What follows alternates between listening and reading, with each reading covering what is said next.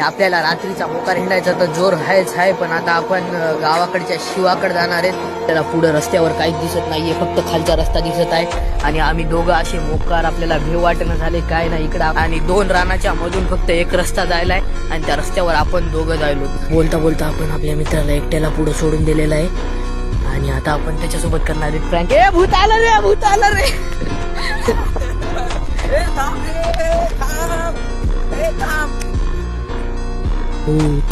इथं चलता आपल्याला हे काहीतरी बियर्डचं दिसलं.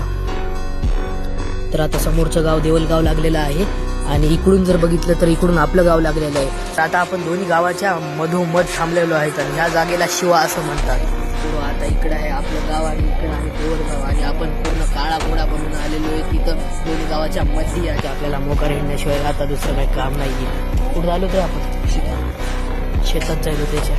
बघा पाणी पाणी पाणी पाणी पाणी पाणी पाणी पाणी पाणी पाणी पाणी पाणी. रात्रीच्या या झाडावर भूत सापडण्याची कोशिश केली पण इथं काही भूत सापडलंच नाही आपल्याला.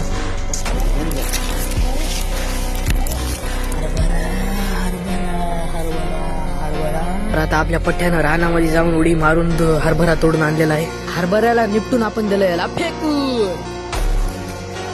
तर आता आपल्या मागं काहीतरी झाडामध्ये हलचल झालेली आहे. तर आपल्याला आता फाटायली, आपली भेव वाटायली आणि आता आपल्या मागं इकडं आपल्या गावचं तळ आहे.